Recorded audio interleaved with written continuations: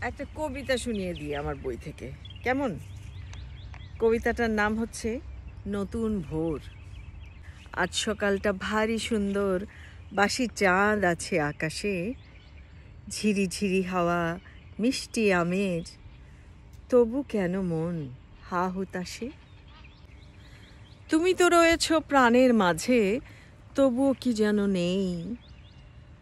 পাওয়া না পাওয়ার দোলায় দুলছি, খুঁজছি তো তোমাকে, খুঁজছি তো তোমাকেই। তোমাকে কি আর পাওয়া যাবে না আগের মতন করে? অপেক্ষায় আছি, অপেক্ষায় আছি, সেই কবে হবে তোমাকে পাওয়া নতুন ভোরে, তোমাকে পাওয়া নতুন ভোরে, তোমাকে পাওয়া নতুন